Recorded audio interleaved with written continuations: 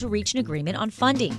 We'll discuss this headline and more on today's Top Stories. I'm Celeste Diaz-Sherman. And I'm Frank Billingsley. We'll also discuss Proposition 14, a historic $3 billion investment that could make Texas the home of the largest state-funded dementia research program in the country. And I'm Ernie Manous. Plus, we'll also be joined by folks from the Annunciation Greek Orthodox Cathedral who will tell us all about this weekend's original Greek festival. Also, we want to hear from you. Give us a call or text us at 713-440-8870 or email us at talk@hellohouston.org. You can also watch us on YouTube by going to hellohouston.org and clicking the big orange banner. Hello Houston is made possible in part by founding sponsors John Bradshaw and Kathy Sanders, and by gifts from listeners like you. Live from NPR News in Washington, I'm Kristen Wright. The U.S. government has been shut down for 12 hours now because federal agencies have pretty much run out of money. And now a funding plan backed by Senate Democrats has just failed a little while ago. Now the Senate is voting on a Republican plan. Congress failed yesterday to pass competing measures to keep the government funded. NPR's Claudia Grisales says at the center of the shutdown is a political standoff. Earlier this year, Senate Democrats helped Republicans keep the government funded, but that drew sharp backlash. And since that time, their lack of power in Washington has become even more stark. President Trump and Republicans passed a massive partisan spending and tax plan, dismantled government agencies, laid off workers, and slashed public services by clawing back billions in spending. Now, Democrats are asking for an extension of Affordable Care Act subsidies that are set to expire at the end of the year. While the partisan conflict continues, an estimated 750,000 federal workers are expected to be furloughed, and funding for SNAP and WIC food and nutrition benefits could run out if there is a prolonged shutdown. Social Security, veterans, and disability benefits are not expected to be affected for now, but some services could be delayed, like the processing of applications. A new NPR PBS News Marist poll out today finds an overwhelming majority of people want children vaccinated before going to school.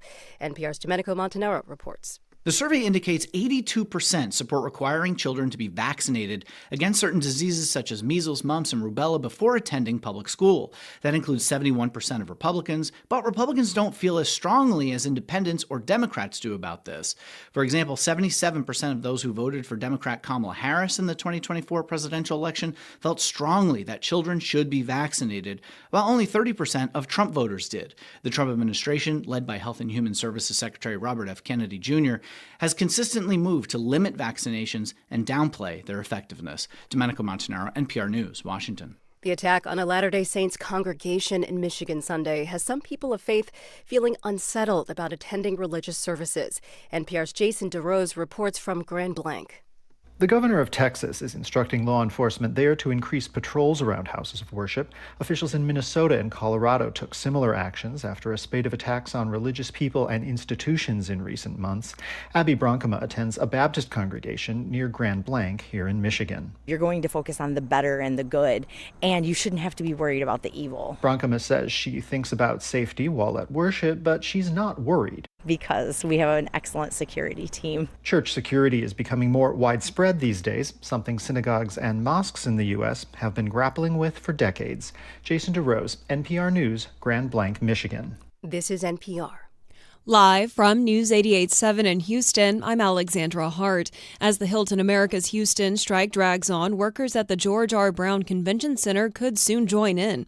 The union's contract with the convention center expired Monday.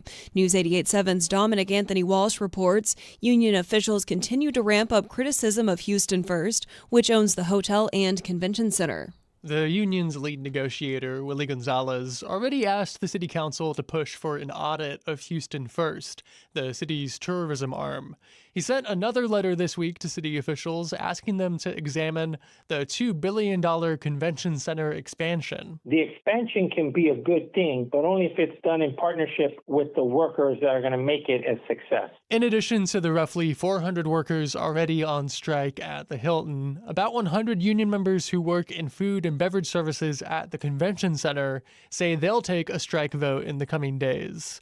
They're seeking a $23 hourly wage, about a 40% increase from their current base rate. I'm Dominic Anthony Walsh, News 88.7. In a statement, Houston First defends the process behind the convention center expansion project as, quote, diligent and transparent. The organization says it hopes the union will negotiate in good faith with its food and beverage services contractor, Levy.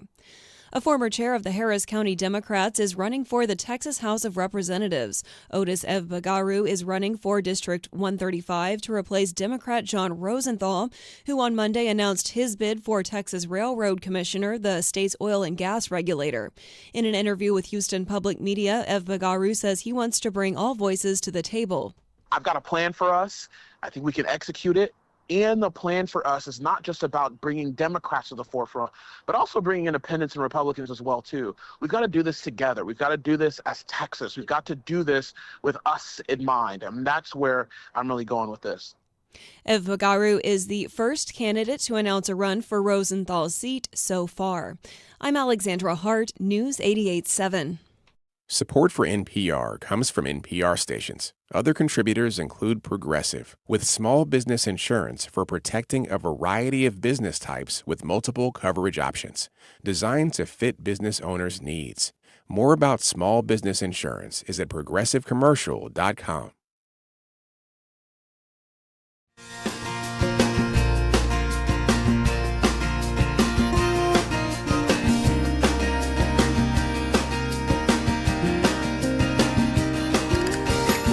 Live from the University of Houston, it's Hello Houston, an open forum on today's biggest stories affecting Houston and beyond.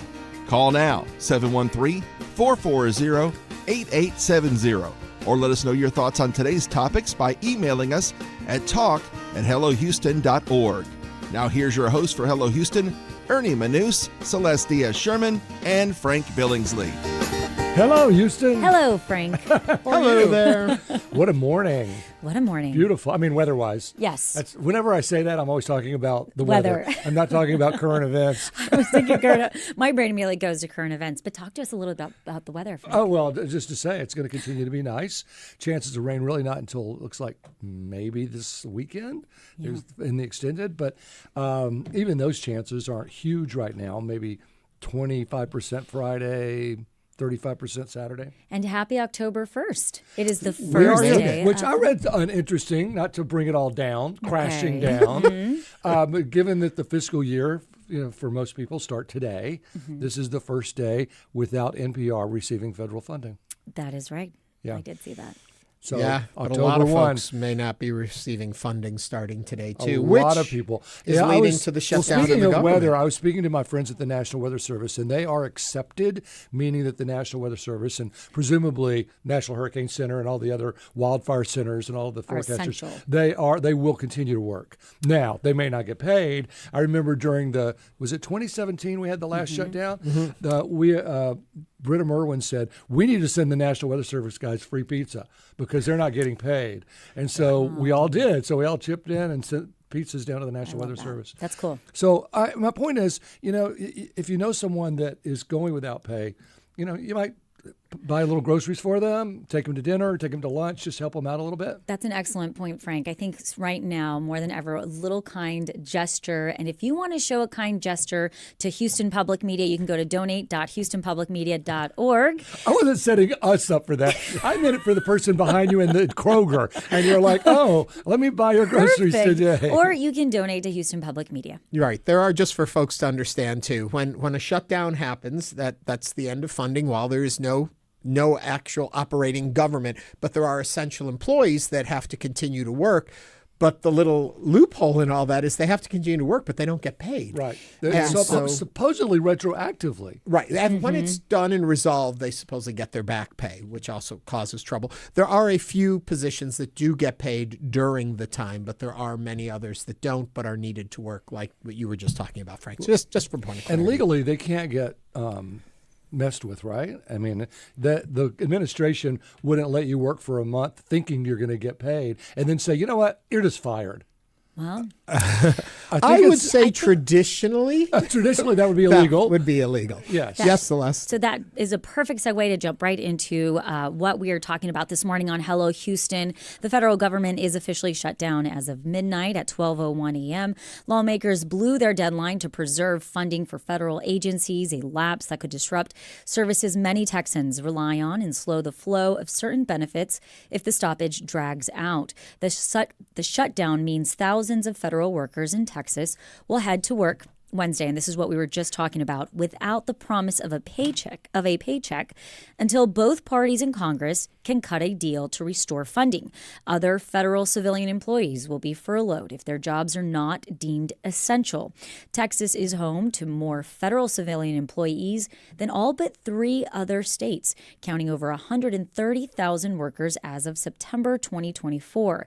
The funding gap means a likely work stoppage for personnel who have been considered non-essential during past shutdowns, including staff at Big Bend National Park, certain employees at the Veterans Benefits Administration, regional offices in Houston and Waco, and Department of Agriculture Service Center officers across the state. But other workers who perform critical functions, including air traffic controllers and Transportation Security Administration agents at Texas airports, are almost always required to work without pay during shutdowns.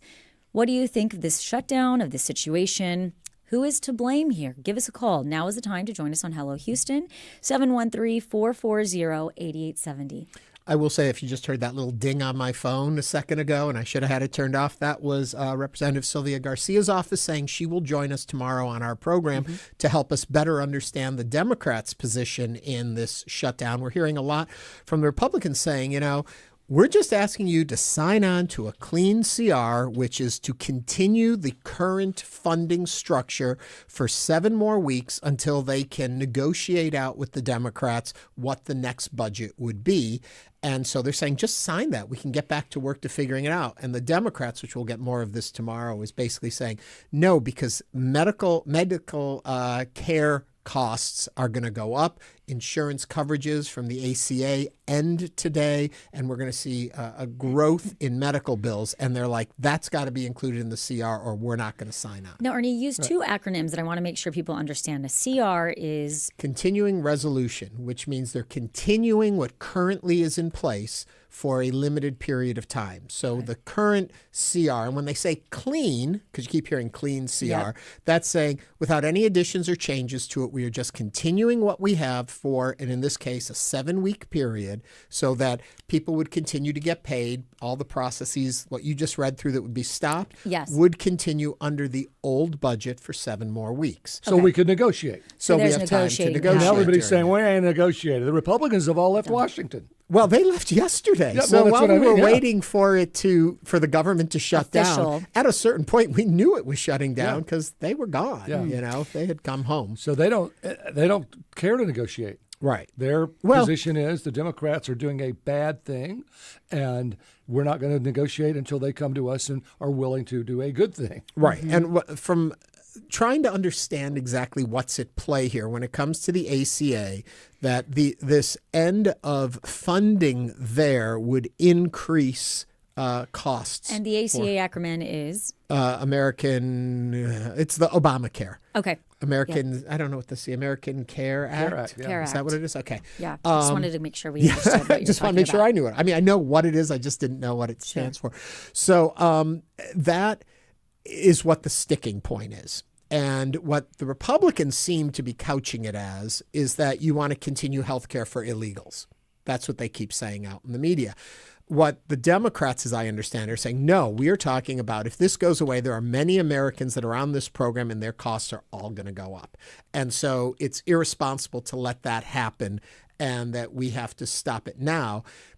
Theoretically, you could hold on to it, and this is why we want to have Representative Garcia on tomorrow as a Democrat to understand that point of view, because what they're saying is if we don't hem it now, if this ends now at this point, to get it back into the budget in 7 weeks, it's probably not going to happen. And so they want to hold on to this and help from their point, help the American people with health care. And we're also reaching out to a Republican legislator who will as well join us to discuss their perspective. But again, everybody can join the conversation here at 713-440-8870. Alvin from Friendswood is on the line. Alvin, welcome to Hello Houston. What is your comment or question? My comment is that the Republicans and Trump are at fault, because even if they were to negotiate now, there's no guarantee the Republicans would, approve for the funding of ACH. Plus, if they were to negotiate now, even if they get what they want, it's more than likely Trump will just claw the money back and they won't even get what they want in the first place, the way he's been doing the whole year. Yeah. Trump can't be trusted. Well, when you're the man, I mean, the buck stops here, right? That was Harry Truman's right on his desk. The buck stops here. And when not only when you're president, but if you have a Republican Senate and a Republican Congress, and by all counts, a Republican Supreme Court, from what I've seen. So he's got it all. So it's hard to blame the Democrats when you're in charge. And Alvin, when it thank comes, you for your call. Yes, Alvin, thank you. When it comes to something such as a funding issue, when it comes to the Senate, you have to have 60 votes. Where in the House, you need the majority, and Republicans have the majority, and they also had, I do believe, a couple Democrats signed on to it. So the House did pass it forward to the Senate, but the Senate can't just go on party lines, which they could then carry it, but they need 60 votes. So they do need Democratic buy-in. So that's why that's not just going through. Now, Democrats, just to sum it up again in a little cleaner form, Democrats are demanding funding adjustments or policy protections in the CR itself, not just in a future budget, especially for the ACA subsidies and Medicare. Republicans are resisting those changes in the CR, preferring a clean funding extension first. So that's where the tension lies in this.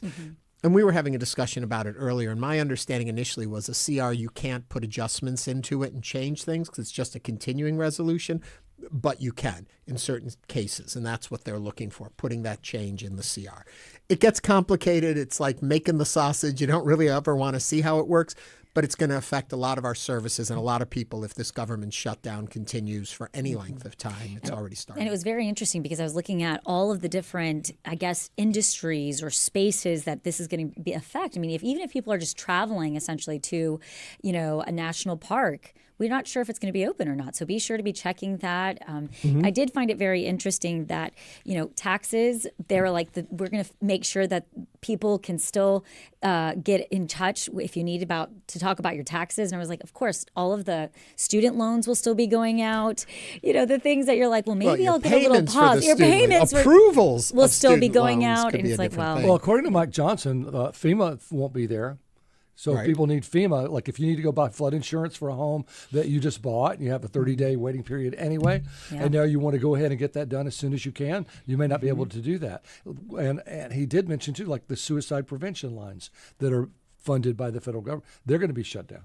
Wow. So this is not just, you can't go to your national park. No, this is much more. No, I understand broad. that. But I do think that it's going to affect so many different layers of our everyday life. Yeah. Chris from League City says, I wonder if Congress will be getting paid during this shutdown. What I heard was I saw a representative saying that they had signed a document, a paper, an agreement that he will not collect his salary while the shutdown is going, which leads me to believe that they do continue to get their salary during this, and they can opt not to take it during this period also. A question for Representative Garcia. Yeah, yes. But so I do know that there is one who did say he signed something or other. I don't know if it's just a statement or saying he would not take his salary while the shutdown is going. And if you do have questions for Representative Garcia, who's going to be joining us tomorrow, you can email those at talk@hellohouston.org, and we will try to be sure to get those in. And to remind you again, the number 713-440-8870 if you would like to join this conversation.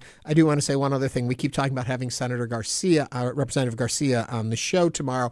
And the reason for that I'm pushing that part of it is to understand why the Democrats aren't signing the CR. It seems, and yes, we do want to hear from Republicans too. The Republican line seems pretty straightforward and clean in what they're saying. Sign the CR, we can continue negotiating. So the question in a lot of people's mind is, so why won't the Democrats sign it? So. We'll ask her. We will. All right, I'm Tomorrow. going to try to explain this next story to everyone. Okay, I'm listening. You've heard of the Saffir-Simpson hurricane scale? Mm-hmm. Originally, it started back in the late 60s. Saffir was an engineer. Simpson was the head of the National Hurricane Center. They said, we need some kind of number to tell people this is what kind of hurricane we're going to get. Mm-hmm. And so they came up with 1, 2, 3, 4, 5. And a 1, you got this much wind. A 2, you got that much wind. A 3, you got higher winds. And then surge was added to that. Pressure was a part of it. Pressure was kind of dropped, although I'm a big, the lower the pressure, the stronger the wind. Okay. So I'm a big pressure guy, but most people don't understand barometric pressure. So that was kind of dropped, and it was just wind and surge. Then Hurricane Ike came along, and several other hurricanes came along with these huge surges. Despite being just a Category 2 hurricane, the surge should have been 10 feet and was 20. And so the surge didn't really match the wind because wind drives water, right? So they took it down just to the wind scale.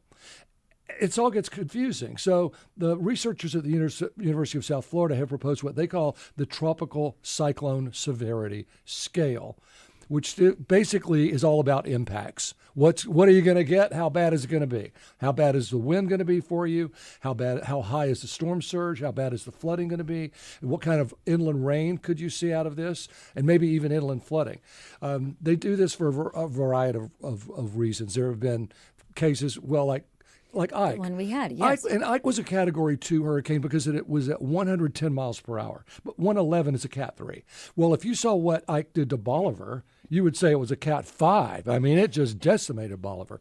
So it's really kind of crazy to try to say it's a 1, 2, 3, 4, 5. That worked when Neil Frank was in charge because all we had was television and newspapers. Mm-hmm. Now, when you have so much media out there, social media and whatnot, it becomes confusing as to what people say, well, it's only a 1. They said that about Beryl. Well, it's only a 1. That's right, Beryl. Yeah, and we had 96 mile an hour winds with Beryl, which is really takes it to a 2.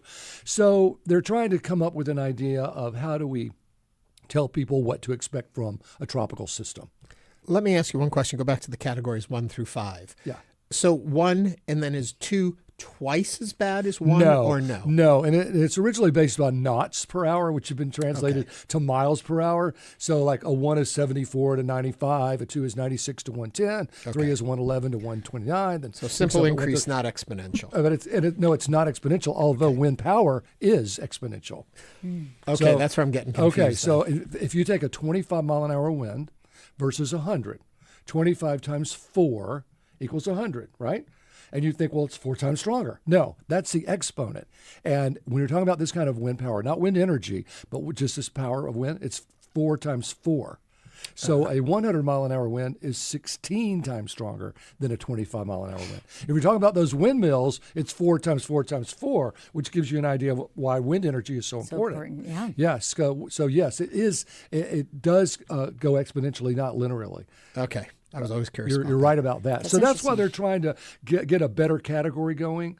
I don't think it should be called Tropical Cyclone Severity Scale for a number of reasons. Tropical cyclones are anything that's tropical and spinning. So a tropical depression is a tropical cyclone, a tropical storm, a hurricane, no matter what category, it's all tropical cyclones. But do you think, Frank, that the way we measure hurricanes should be changed? Or do you think that we're moving in the right direction? We should be moving toward impacts. Absolutely. Not whether it's a 1, 2, 3, or 4, because people don't understand what that means. Right. But if I tell you, Celeste, you're going to have 100 mile an hour winds at your house that are going to blow your trees down and blow your power lines down and put your neighbor's trampoline in your front yard, et cetera. And I could tell you that would be a lot better than saying, oh, it's barely a Category 2. Yeah. You've done that. Yes. You've done that for me before when we've texted back and forth, which I always thought was so funny. Frank would be on the 10 o'clock news doing weather, and I would text him, and he would respond back. I'm like, how are you responding to me when you're on air? But it would be like, I would ask about a hurricane, and you would be like, it's only a this or that. But you got to worry about the wind. You are telling me about the power behind the storm beyond just how they categorize Yes, and that I think people are kind of realizing, because you would say there's going to be a surge and surge flooding. And they were like, well, wait, what does that mean? Right. First of all, I hate the word surge because it reminds me of the surge of troops. It sounds like, you're surging, or the quarterback in the field or the surging. And that's not what happens. It basically just means that the water's going to come up. Well, we'll talk about troops later. Yeah, we are. Yes, we're going to be talking a lot more about these things. But earlier we were talking about the government shutdown that was officially shut down at midnight as lawmakers blew through their deadline to preserve funding for federal agencies. We do have Rex from West Houston on the line. Rex, welcome to Hello Houston. What is your comment or question? Thank you for taking my call. I've spent a lot of time in the car this week, and I've enjoyed the intelligent insight from the panel and really appreciate your journalistic integrity. Whether we're talking about deploying federal agents to Portland's or President Trump's address to top-ranking military officials yesterday, or even the government shutdown, I can't help but to ask myself whether there is a rhetorical reframing necessary. At what point do we stop treating Republican leaders as good faith actors and maybe start to suspect more underlying sinister aims? I just think that maybe the water has been boiled for a while now, and as the frog inside the water, I'm a little bit terrified. So thank you for taking my call. I think we all are. Thank you, Rex. I think we have to take a deep breath and focus on day in and day out, because when you get just, shotgunned with all of these different changes and this and that, it's hard to focus on any one thing. Right. And so you have to really sort of step back and look at it one by one. But I'm with Rex. I have a friend who back in 1980 told me his father was in the military. He was an admiral in the Navy. And his father told him in 1980, by the year 2020, we will be under an authoritarian government. It could happen. And I said, no, we won't. We're the United States of America. We have a Constitution and a Bill of Rights. That will always preserve our us. That's why I say make America America again, because it's the America that I grew up knowing. And I could be wrong. Yeah. And he could be right. My friend's father could be right. It's maybe 5 years late, but by this time in our life, we could see this happen. I think we're all in a space right now, including journalists, where we're looking at things and we're really wanting to understand our Bill of Rights, really trying to understand our Constitution, really diving deep and seeing, where are we as a country? And I think that there's a lot of concern It's out there. important to know what we're going to have to raise our voices for, and not just say, I have a right to do this, because sometimes you do and sometimes you don't. Right. But we have some very basic inalienable rights. Yeah. That's how they were couched by our forefathers. Over on YouTube, Denise said, so the GOP has damaged my small business by ceding tariff power to Trump, and now they also want to increase the cost of insurance I purchase as a self-employed person through the ACA. Great. And that goes back to this shutdown and this fight over it about the ACA and medical costs. We'll be able to explore all of that a lot deeper tomorrow when we have Representative Garcia on the show. And we also are reaching out to our other elected officials. If you are an elected official and want to come on here and share with us, please give us a call and reach out. Fritz Goldman also said, FYI, my younger son, who works for the Forest Service in Minnesota, is furloughed today. Kind of bad because the fire season is on full swing, and now he's not there to help protect the forest. And fire season. The administration wants to log. So they've got to get this under control. I can't wait to hear what Representative Garcia says to us tomorrow. I do want to mention my British computer guy. Frank, what's the difference between surge and tsunami? The surge with a hurricane, that is wind-driven water. A tsunami happens when there's an earthquake underneath the water and causes the force of the water to really, like what we would think of as a surge, a 10-foot wall of water coming right toward the shoreline. So they are different in the way they are created and exactly what they do. And if you have questions like that for Frank about weather or any other topics, you can always email us, talk@hellohouston.org. We will also continue to monitor the news and news coverage regarding the government shutdown. If you would like to see any specific reporting on that, you can go to HoustonPublicMedia.org as well. But coming up on Hello Houston, we'll talk about Proposition 14, the historic $3 billion investment that could make Texas the home of the largest state-funded dementia research program in the country.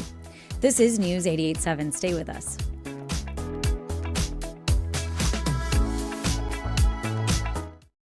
With federal support gone, Houston Public Media needs a stronger foundation for the future.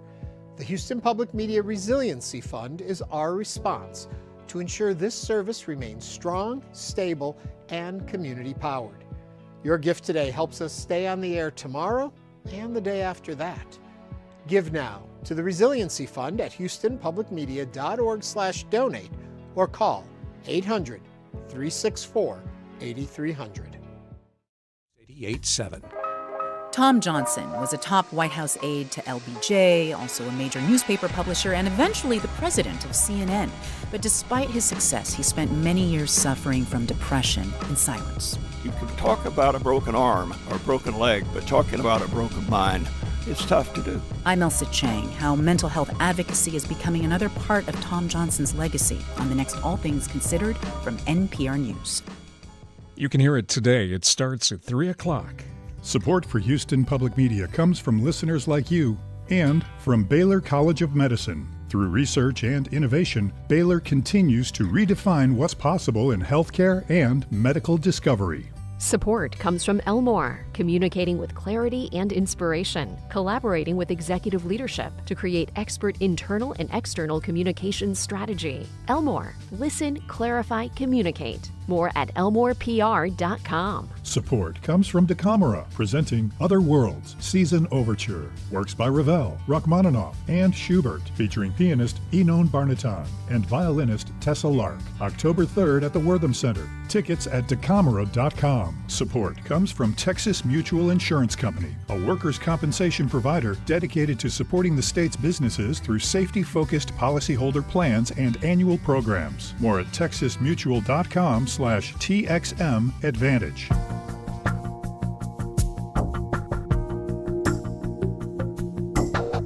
And now back to Hello Houston. To comment on any of today's topics, call 713-440-8870 or email us at talk@hellohouston.org. Now back to Ernie Manous, Celeste Diaz-Sherman, and Frank Billingsley. All right, this November, Texas voters are going to have a chance to really reshape the future of Alzheimer's and dementia research. On the ballot is Proposition 14, a proposed $3 billion investment that would make Texas home to the largest state-funded dementia research initiative in the country. So under this plan, which is the Dementia Prevention and Research Institute of Texas, DPRIT, created earlier this year by the legislature, would receive funding only if voters approve it. So you have to vote yes on this to approve it. Its mission is to fuel research, diagnostics, prevention, care innovations for Alzheimer's, Parkinson's, and related disorders. If approved, this could be a generational shift. Texas would join the lead in brain health research nationwide, attracting top scientists and accelerating breakthroughs. So we want to break down Prop 14 and what it means for you and your family. We have with us right now Mike McGuff. He's a board member of the Alzheimer's Association in Houston and Southeast Texas, and also has his own blog for years now, all about media, and it is a terrific blog. Dr. Aanand Naik, Director of UTHealth Houston Consortium on Aging, and we're also going to be joined by Dr. Joel Salinas, a behavioral neurologist and the co-founder and chief medical officer of Isaac Health. So let's start first. Mike, tell us about your interest in this. Well, yeah, I was affected by this disease at a very young age. I was in college when my mom started having issues that we originally thought could have been maybe depression. It turns out it was not that. It was younger onset Alzheimer's. She was diagnosed at age 53, and by age 58 had passed away because that was...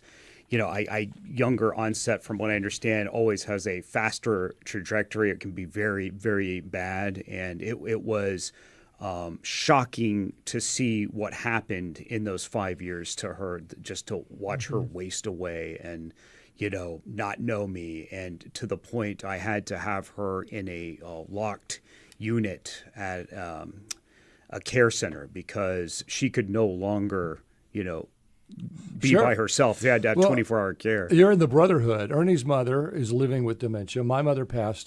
When she passed, she had dementia. And my grandmother died at age 58. My mother's mother died at age 58 also. So young. Yes. So my adoptive family has a lot of Alzheimer's in it. Mm-hmm. Doctor, let me ask you this part of it, though. Isn't this research already happening? It's a major health crisis across our nation, and I even hate to make it this ugly, but to say there's a lot of money to be made in positive pharmaceuticals, so I assume a lot of research is behind this. What does this bill do that's better for this type of research right now? Where are the lacking holes in it that we need something like this?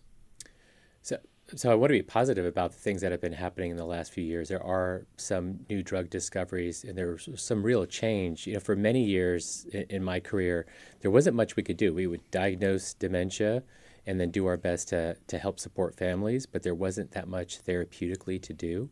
And we're finally seeing in the last few years some meaningful treatments. But none of these are actually cures. They slow the progression of the disease. They don't even necessarily reverse it. And so we're really still in a place where we need more and newer discoveries. And dementia, Alzheimer's is one type of dementia, but there are other types of dementia as well. And we don't think one treatment alone is going to be enough. We probably need an array of different treatments. But is there a shortage of money in this research since there's such a commercial element to it? Aren't the pharmaceutical companies throwing buckets of money because so many people are affected? If somebody finds something that actually works, it's going to be a payoff. There's not enough investment to really make a big, meaningful impact. And the drug companies often get involved when there's looks like might be a promising molecule, and let's further develop it. And that still takes a lot of money. Right. But we need some even basic science that goes beyond. Like, are we thinking about dementia in the right way scientifically? Do we need to be doing even cell or animal or basic biological research? And the federal government, or in this case, the state government, is really the best funder of that. And it's important to sort of think not just in terms of one company's financial interest, but think broadly for the population as a whole. Now, Dr. Salinas, as a behavioral neurologist, are there certain trends within behavior with patients that are very early that people should be aware of? And understand, I know Mike mentioned a few about his own mother, but do you see specific type things start to pop up in your patients? Yeah, and I really appreciate that question. And I think my heart breaks when I hear stories where people start to develop these early changes, even way before age 65. I think one misconception that we have to tackle is that oftentimes we think about memory loss as being the first sign, but these conditions, these are a family of neurodegenerative diseases that affect different functions of the brain, and they can manifest very differently depending on what part of the brain is being affected. So memory can be a function, but it also can affect judgment, planning, organization, anxiety. That when somebody didn't have anxiety before can be an early sign. We talked about depression before. There's also a particular condition called behavioral variant frontotemporal lobar degeneration, or BVFTD. And in that one, typically what we see, because the frontal lobes are affected, is a lot of impulsivity, a lot of disinhibition. We can see things like excessive shopping online, excessive gambling, and it just gets worse and worse over time. So I would say any major change in personality in somebody that is new and different, or new psychiatric symptoms and somebody didn't have any psychiatric history in the past, may be a sign. And in particular, seeing these changes getting worse over time, especially over the course of many months to a few years. Wow. Let me ask you this one quick question. Do we know where this Dementia Prevention Research Institute of Texas would be located if the $3 billion is approved? Will it be in Houston, or do we know? That hasn't been established yet. There'll be a governing, first it has to go to the voters and they pass it, and then there will be an establishment of a governing organization, and that some of that is stipulated out of the legislature. We have a mirror to this, which is a cancer prevention treatment, CPRIT, and it has governance across the state and really involves all the major institutions, and they're really trying to spread the benefits across the state, and I think DPRIT will be similar. Well, there's a great DPRIT already website. I mean, you've got it going if people want to learn more about what that specifically is all about before they vote. Now, here's my question. There's a lot we can talk about with people who are developing Alzheimer's. Right. What do we do as the caregivers? Because three of them have been right here. Yeah. So there's a number of things that we can do that there's, let's say, prevention strategies, which you prevent it from before dementia even sets in. Then there are some, let's say, secondary prevention strategies. It's similar to, let's think about heart disease, that you might have already had a heart attack before. It doesn't mean you give up and you don't try to do preventative strategies to prevent progression or prevent second events. So similarly in dementia, there are a number of things that we can try to do to slow down the progression, depending on which type of dementia it is, but slow down the progression, things we can do in our daily lives. And then there's things that caregivers themselves can do to really minimize the behavioral issues that you might see on a daily basis. And those are things that we can teach and instruct family members about. And so the DBRIT funding would actually go, in addition to basic science discoveries, some of it would go to things like this. It would be to educational programs. It would be to prevention strategies, both primary prevention, secondary prevention. And those are the kinds of things that a drug company is not going to fund. Right. That really requires the state to do from a public health and a prevention standpoint. And when we're looking at Proposition 14, I mean, that's $3 billion. That's a major investment. What did it take to get it on the ballot? So it's been a few years in efforts and trying to get enough legislative support. So it wasn't just this year. There's been prior years that we've tried to get it passed through. But I think it got enough legislative support, and the lieutenant governor really got behind it this time, and it passed both houses, and the governor signed it. Mike, let me ask you this then. Is it just for research and development in that area, or does some of this money go for care and support and services in our community? Well, I think that a lot of this is more about research and learning of ways of prevention, correct? I mean, we just had the U.S. Pointer study, which was able to put in 5 different sites around the country, including in South Texas, that were learning how to live a lifestyle of prevention, which I think is very important. And more of that kind of thing will happen with this, I foresee. Do you have a personal moment? How did you deal with this? You obviously, I mean, that's tough. You're in college. Your mother's being diagnosed. So, if someone's been their parent or husband or wife has suddenly been diagnosed, what advice would you give them? Well, I mean, I this is back when this happened. It was in 1999, early 2000s, and I feel like at that time, I mean, think about the internet wasn't even what it is today. I did feel very lost. And I regret that I should have gone to the Alzheimer's Association, but I mean, I wasn't even here at some points. I was still in college. And when I had to move back into my childhood room, and try to change the course of my life to then take care of my mom. So I was quite underwater, and unlucky my wife, now my girlfriend at the time, was very helpful in looking for resources. But I think your first step really has to be the Alzheimer's Association, because they're going to have a 24-hour support line that's going to, be able to discuss what your situation is and what you should do, because it's going to be different for everyone. Unfortunately, there are no easy answers. In a sense, it just depends on the person living with the disease. Mm-hmm. Dr. Salinas, we got an email. The difference between dementia and Alzheimer's. And would you just explain that umbrella to us? And I know a lot of people are familiar with Bruce Willis, and he has a totally different type of dementia. Mm-hmm. Mm-hmm. And that was from High in Montrose. Sorry about that. Yeah, no, this is a very common question that we get. And I think, the term Alzheimer's disease and dementia is kind of like confusing the terms cancer and lung cancer. So dementia, I think of it as a collective kind of umbrella term of many different types of causes of dementia, where Alzheimer's disease is just one type. You can have Alzheimer's disease dementia, frontotemporal dementia, as I mentioned, vascular dementia. So I think dementia is really more of a description of how severe your memory and thinking issues have gotten, to the point where they're interfering with your day-to-day functioning. Whereas a term like Alzheimer's disease is pointing to the underlying cause of why you're having those memory and thinking issues. Yeah. So what do you feel? You're not in Houston. How do you feel about Texas and what our initiatives are here and what we're trying to do? Well, I think this is I think being able to meet the growing need for care and research in this area is really at a crisis level, and it's going to continue to worsen with the rapidly growing aging population.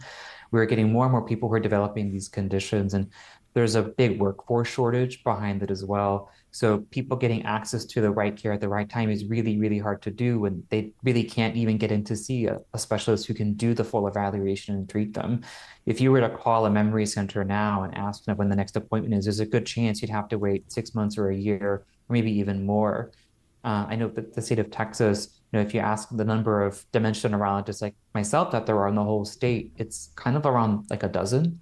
And this is kind of true across the country, where more than half the country is being called a dementia neurology desert.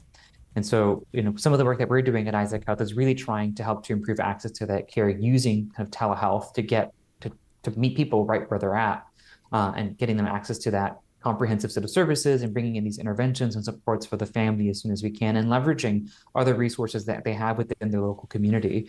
Every state is different, but I think even a state like Texas, there's a really big gap there, and it's only growing unless we do more and more to help support ways to kind of close that gap.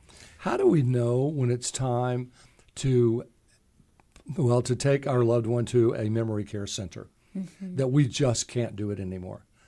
Is it all like a nursing facility or just? Yeah, I mean, memory care. They're all, Well, in my case, it was when I would go off to work, and then we were living in a townhouse kind of community, and my mom was wandering all day and was taking the dog for walks because she thought the dog constantly needed to go for a walk, and the neighbors were like, we're seeing kind of troublesome behaviors. She's outside all the time. And I knew then that there's no way if I was going to earn a living that I could be there. I had to do something. And I think it became very apparent that was the time. Yeah. To build on that, what I tell the families, in my practice, two things. Number one is this, as you described with your mother, her safety, the loved one's safety. When that becomes a concern in both physical and healthcare, and then your concern about their safety, and then to some extent, it's on the family members themselves. When this burden of having to do this much care is affecting your own health, physical health, mental health, that becomes a time as well. There seems to always be a question about driving, because when you take someone's driving abilities away, it really takes their independence away, and it takes a lot of years away if you have to drive them everywhere. But those that are just right at the precipice of dementia, they still are allowed to drive. And at some point you have to say, no, we're taking the keys away. How do you know? Well, in my case, my mother had an accident and admitted to me, even though we'd lived in the same area for 20 years, she was starting to get lost. On 59, where she had exited all, for years, had no idea where she was going. And what happened, and I went about this kind of a strange way, but she got a flat tire on the car, and I just said, look, you can't drive anymore. We can't fix this flat tire. And, here I am, the son now trying to be the parent. It's a weird dynamic. But at that point, she actually accepted that as a reason she could not drive, and I was not the bad guy. And she had been leasing that car. And, I came back into a situation where nothing was being paid. I was getting, I think the first day I moved back in, I was getting shut off notices from the electric company. The car then got repossessed. And I just thought, you know what, that is actually a blessing in disguise, because then I didn't have to worry about it anymore. And it was never brought up again. And I didn't look like the bad guy. Yeah. Dr. Naik, I want to get back to the proposition for a minute, though, Proposition 14.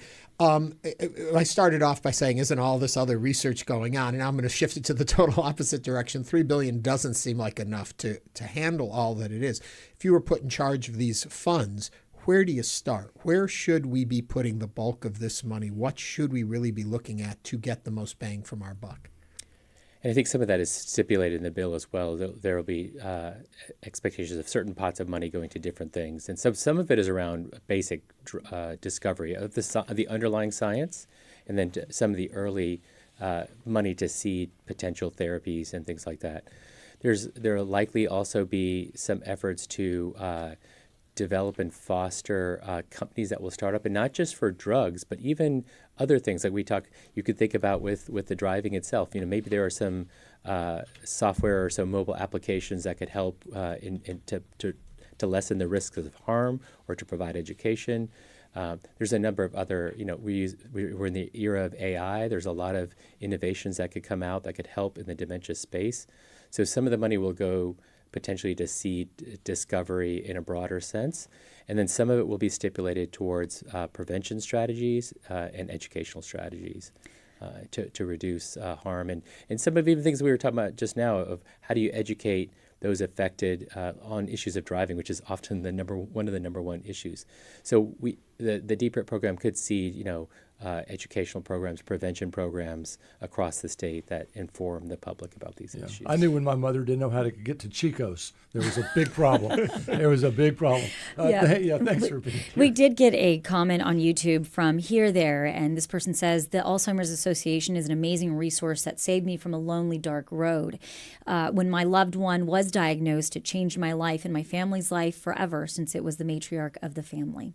So thank y'all for the work that y'all are doing. Mike McGuff is a board member for the Houston and Southeast Texas chapter of the Alzheimer's Association. Dr. Aanand Naik is the director of the UTHealth Houston Consortium on Aging, and Dr. Joel Salinas, a behavioral neurologist, and the co-founder and chief medical officer of Isaac Health.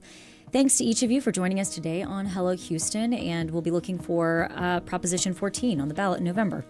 Coming up, we'll discuss the upcoming Greek Festival. Stay with us as Hello Houston continues.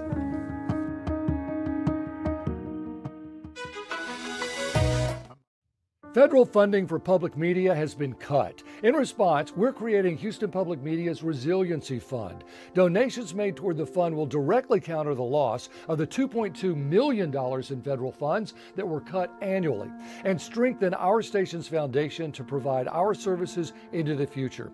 Contributing to this fund is easy and quick and makes all the difference to our station. Help build the Resiliency Fund now at houstonpublicmedia.org/donate. Like Nancy Cartwright, the voice of Bart Simpson. I gave him one take, one sound, one voice, and that was it. Blah, blah, blah, blah, blah, blah, blah, blah, blah. And Matt, his eyebrows went up, his tongue came out of his mouth. He's like, oh my God, that's him, that's Bart, that's him. You got the part. The most interesting people in show business tell their stories on Fresh Air. Fresh Air, weekdays at 8 p.m. on News 88.7. Support comes from LaPorte CPAs and Business Advisors, an independent accounting and business advisory firm serving clients for more than 75 years. With 190 employees across offices in Houston, New Orleans, and other locations. More information at laporte.com. Support for Houston Public Media comes from Live Nation, presenting Ludovico Einaudi, Italian pianist and composer for the Summer Portraits Tour, October 12th at Smart Financial Center. Tickets at livenation.com. And now back to Hello Houston. Call now, 713-440-8870, or email us at talk@hellohouston.org to get your comment in on today's topics. Here's Ernie Manous, Celeste Diaz-Sherman, and Frank Billingsley. Each year, as the season turns from summer to fall, the streets of Montrose fill with revelers heading to the annual Annunciation Greek Orthodox Cathedral celebration of Greek religion, culture, and most of all, food. Starting Thursday evening and running through Sunday, it's the return of the original Greek festival. Joining us to tell us more are Father Efstratios Magoulias. He's the Dean of the Annunciation Greek Orthodox Cathedral, and Fote Demeris, the original Greek Festival board member. Fote, Father, welcome to Hello Houston. Thanks for having us. If you'd like to join the conversation, 713-440-8870. And I feel like Fote wanted to say something. We don't open on Sunday anymore. Did I say through Sunday? Yeah, it's through Saturday. Yes, sir. Sorry. So Friday and Saturday? Thursday night, Friday and Saturday. You are correct. I am and wrong. It starts this Thursday night? Yes, sir. How many years now? It seems like a million. 59. 59 It seems like years. a lot, yes. Well, I used to live over near the church in Montrose. Yeah, let me tell you, I could probably have collected $20 to park in my driveway. It's a mess. Are you still taking that offer? Well, it seems like, as we are, one of the largest cities in the nation, we do have a lot of festivals, but it definitely feels like the Greek festival specifically has been a long-standing, iconic kind of spot for people to really celebrate. It's the food. It's the What food. is- It's what's the y'all's parea. secret sauce? Yeah. It's the fellowship. It's the company. It's being with your friends. That's what's so important about Greek culture. And you feel that when you go to Greece. You feel that in the church.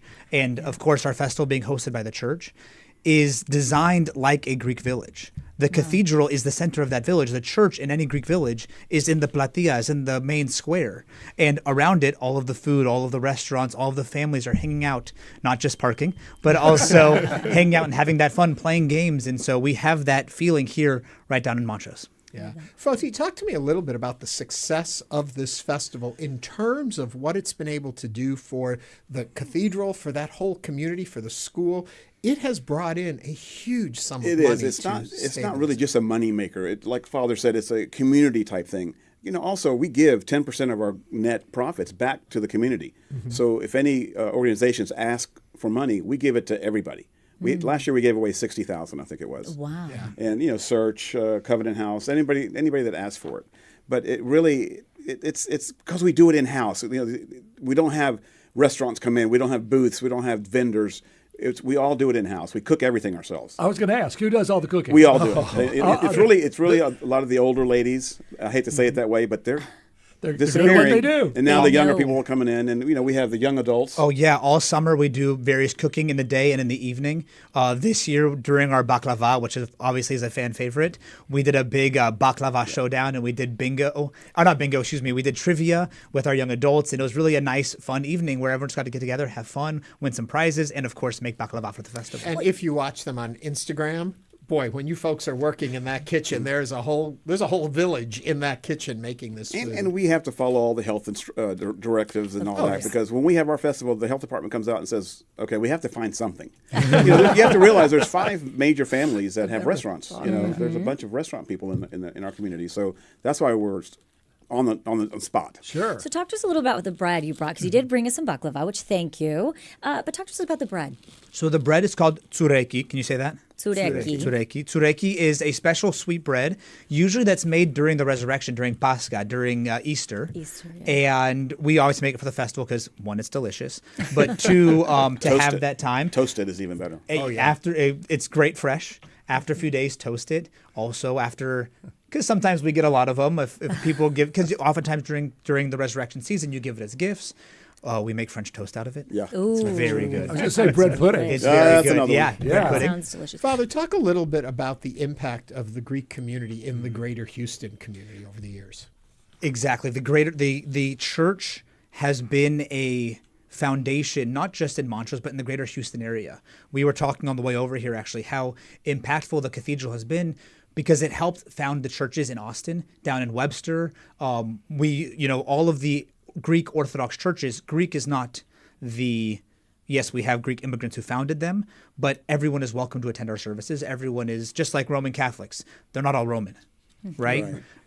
Greek Orthodox is kind of the same thing. And so we have been a big impact on helping to grow Christianity in the greater Houston area, but also all the way out to Austin. And our impact, again, is not just locally, but nationally too, as we are one of the largest churches in the country. Really? Both size of our community, but size of our land, size of our festival, which is a very beautiful thing. And so to constantly be this lighthouse of hope, this lighthouse of peace, this lighthouse of comfort for anyone who's searching. Again, one of the things we're most well known, and I was watching outside, what y'all were talking about for this, but the medical center. People are coming here from all over the world to the medical center. Sure. And especially the Orthodox, first thing they look up once they get their hotel is, where's the Orthodox Church? So all the time I'm meeting with people from America, from Greece, from other countries who are here for cancer treatments, who are Orthodox. And it's such a blessing to provide that comfort, to provide Christ's love to those people. You got just 30 seconds left, but Fote, really quickly, besides getting to eat, what else is at the festival? Oh my gosh, dancing. We have a big show that all our youth get up there and dance. We have an outside seating area where we have live music. We have a petting zoo this year. Well, we have a petting zoo. Mom will love that. Yes, we have a big children's activities, and then now we're adding the petting zoo. Of course, cathedral tours. I never miss a Greek wedding, ever. I don't. They're the best in the world. Greek festivals are fun. Everything Greek is always just fun, isn't it? Including our very own Yes. Ernest. I'm so glad little resident Greek. He is back. Yes. Yes, it's delicious. Well, I want to thank you both for coming in and joining us. Thanks The for having original Greek festival is happening starting Thursday night through Saturday at Annunciation Greek Orthodox Cathedral, and we hope you can all come out and celebrate with us. And thank you for coming in. Thanks for having us. Thank you for having us. God bless. And the food. Coming up. Thank you. Coming up, we're going to continue diving into today's top stories. Stay with us for the second hour of Hello Houston. Stay tuned. There's more Hello Houston on the way with Ernie Manous, Celeste Diaz-Sherman, and Frank Billingsley. For the latest in local news, subscribe to the Hello Houston daily newsletter at houstonpublicmedia.org. Hello Houston is a production of Houston Public Media. The opinions expressed by the guests of this program are solely their own and do not represent the views of management, staff, or underwriters of Houston Public Media. This is News 88.7. I'm Jesse Thorne. You want some real, insightful conversations about where art comes from? Well, Bullseye has you covered, as long as you don't mind a little bit of ridiculousness. Y'all was like really judging me though. They sniffed it out. They sniffed out that I was weird. I was like, I don't know where I'm gonna sit, just like in the movies. Listen, learn, laugh. Bullseye from Maximum Fun and NPR. Bullseye, Thursdays at 9 p.m. on News 88.7. Support comes from Houston Grand Opera, presenting for the first time in company history Puccini's trio of one-act operas. Il Tridico, featuring one of opera's most famous songs, O mio babbino caro. Tickets available at hgo.org. For this afternoon, lots of sunshine. We'll get up to around 92. Right now, it's 88. This is your NPR station, KUHF Houston, News 88.7, a service of the University of Houston. It is now 12 o'clock. Just ahead on this hour of Hello Houston, Defense Secretary Pete Hegseth shared his vision of the future of the U.S. military yesterday, which includes new fitness and grooming requirements. We'll discuss this and more in today's top stories. I'm Ernie Manous. And I'm Frank Billingsley. We'll also speak with a representative from the Foundation for Individual Rights and Expression about their fight to preserve First Amendment rights. And I'm Celestia Sherman. Plus, Juan and Anna Hernandez, owners of Houston area Mexican restaurant Doña Maria, will join us to celebrate National Hispanic Heritage Month. And we want to hear from you. Give us a call or text at 713-440-8870 or email us at talk@hellohouston.org. You can also watch us on YouTube by going to hellohouston.org and clicking the big orange banner. Hello Houston is made possible in part by founding sponsors John Bradshaw and Kathy Sanders. Live from NPR News in Washington, I'm Kristen Wright.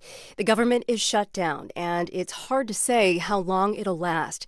The Senate gave voting another try today, but both measures failed again. Senate lawmakers couldn't get stopgap funding bills through yesterday either. House Speaker Mike Johnson talked about the division on CNN today. The reason we put a simple 7-week extension of government funding is to allow for all that debate. The month of October is going to be very important for us to determine all these things and to have a bipartisan discussion and deliberation over that.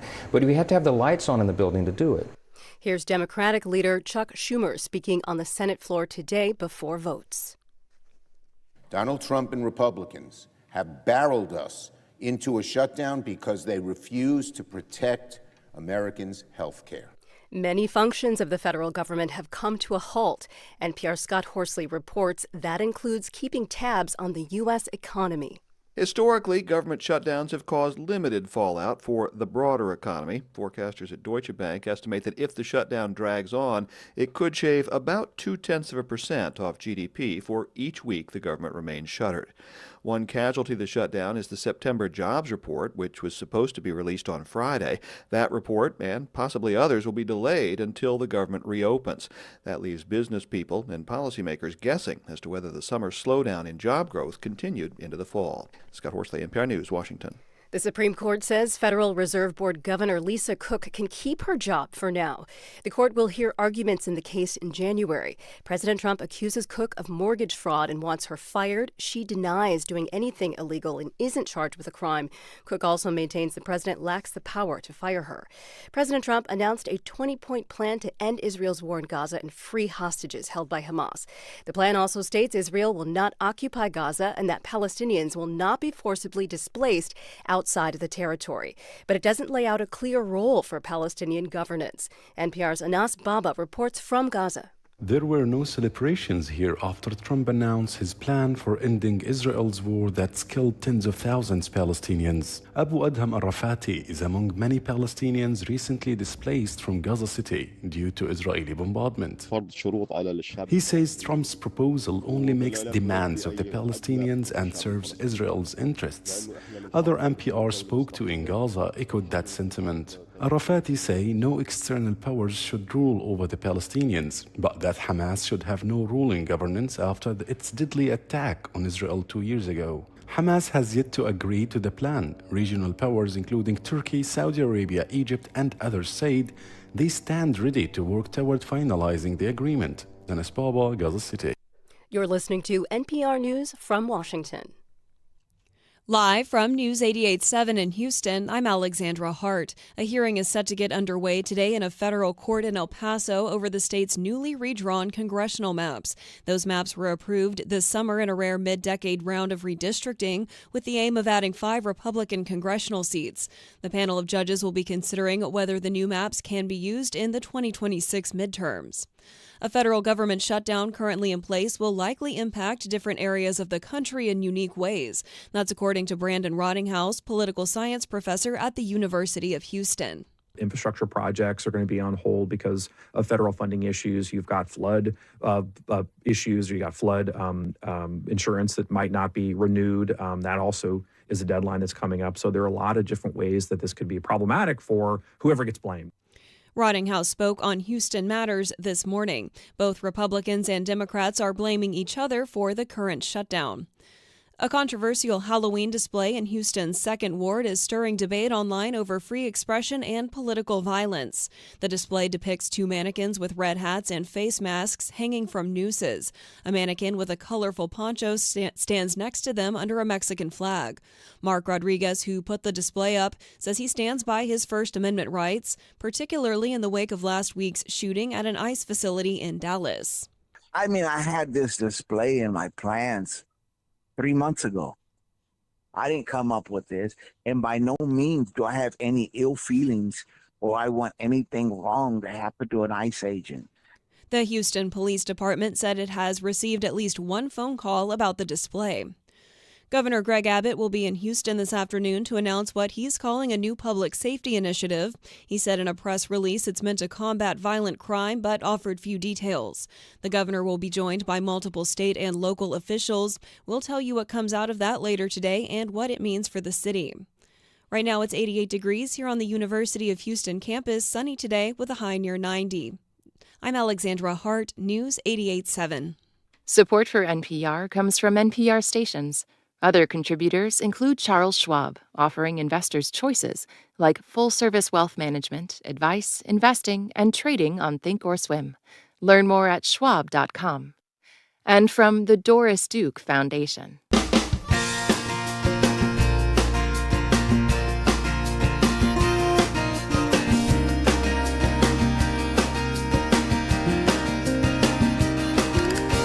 Live from Houston Public Media and News 88.7, it's Hello Houston, an open forum on today's biggest stories affecting Houston and beyond.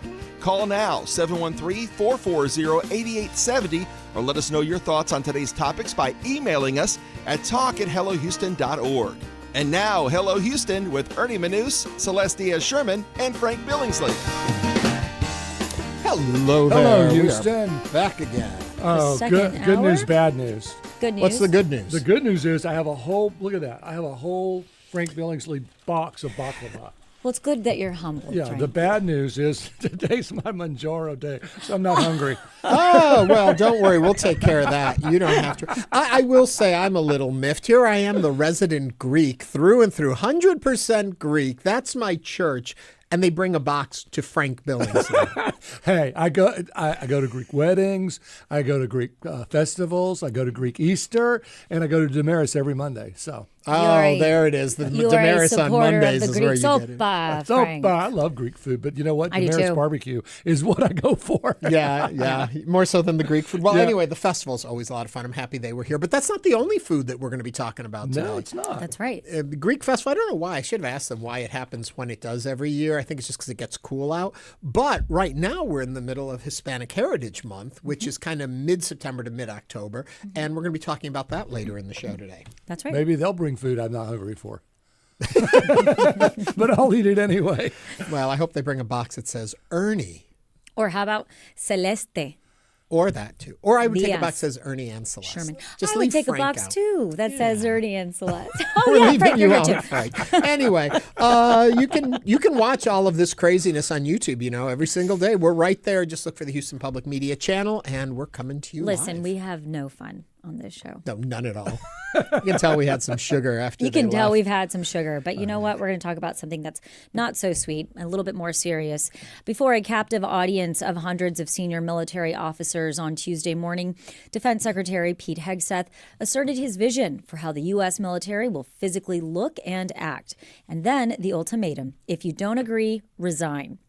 The right policies, according to Hegseth, center on his broader campaign against past efforts that he has deemed woke, aimed at promoting diversity or accommodating troops, the specifics of which were made official in 10 directives sent out to military leadership as he spoke. There will be no, quote, fat troops, unquote, or fat generals and admirals in the halls of the Pentagon, Hegseth said. Troops will be clean-shaven, and the military will offer few, if any, exemptions, either for religious or medical needs. There will be only male physical standards for combat jobs, and if that means there are no women in those roles, quote, it is what it is. Unquote, Hegseth said. Hegseth's remarks were delivered to generals and admirals who were ordered on short notice to attend the event at the military installation in Quantico, Virginia.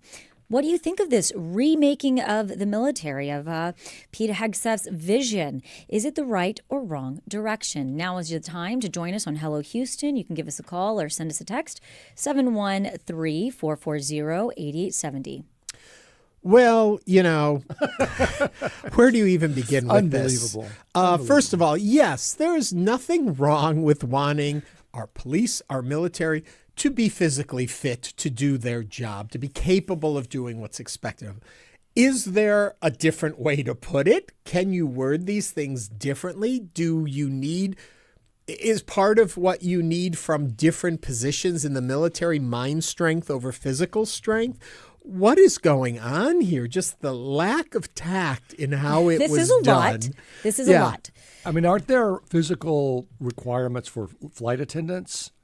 Or have I don't been think in the past? anymore. There used to be for weight, and it was a way of saying you've got to be thin. Right. But it was at least they were polite about it, even if I don't know if old airline stewards and stewardesses had it in the most polite way when they told them how they had to weigh a certain I'm sorry, amount. we have a YouTube comment. Our YouTube comments are going off right now, but Skippy the Tub Rat says this meeting could have been an email. Oh, yes. It was Wow. kind of where I really had the most offense. Yeah, I mean, I'm okay. I'm not okay. I get what he was saying there. I think it was inappropriately said. I think there's other ways to say it. Well, the part that really bothered me was the comment about dudes in dresses. No more dudes in dresses. And I just thought, again, lack of sensitivity, lack of understanding of a situation. The transgender individuals are not dudes in dresses. You can say we don't support health care for transgendered individual. It's a whole different way you could go. Dudes in dresses is just rude and inflammatory language. Alex Garza asked, does fat people include the commander-in-chief? Oh, because he is he is the head of the military. Well, he's the commander-in-chief. That's part of it. And I'm sure he walks the halls of the Pentagon. Well, his doctor will tell you he's a perfect physical specimen, as we have seen from his other checkups, And his annual checkups. what is this about women? That they're just, if they can't meet the physical part of the combat role, then they just don't need to be there. I know. Celeste is trying to take a deep breath. Listen, okay. I'm just a between the messenger. government shutdown and then we're seeing these, woo. Oh, I know. We're living in a very dark time in terms It was of just human rights. Odd gathering, and they flew these people in from all over the world to be there, to have On short notice. Yes, for this very important meeting, which was kind of I think they thought it was going to be a pep rally of some sort. And I mean, let's start with don't accidentally text the military operation plan to your mother. Let's start there. Yeah. I mean, this is the guy in charge of saying, you can't be fat and you're going to be clean shaven and no dudes in dresses. And listen, if you're watching our YouTube channel, you can see see some Celeste's of the getting a headache. nonverbal. I guess my problem with this topic is there's so many ways to go with it. It's hard to have a focused conversation. That's exactly right. I Yeah. feel like there is a lot to unpack on so many different levels, on a very serious level. I mean, I don't necessarily, I think that the one thing that everybody can align on is, of course, we want our military to be physically fit as much as we want them to be emotionally prepared for what they are going through or what they will potentially see, as well as we want them to be studied on geopolitics and culture to understand when they're in other countries. So there are certain things that we all can get behind, but the delivery was just so extreme, I think. And I think there are a lot of people, regardless of where you stand politically, that probably could see some real concern about what they were saying in the way they were saying it. Career military are not going to have a size 32 waist their whole life. Yeah. I mean, there's ways that God made you that you're just going to get bigger in your waist as you get older. The military guy in the Village People has gotten heavier over the years. It's happening everywhere.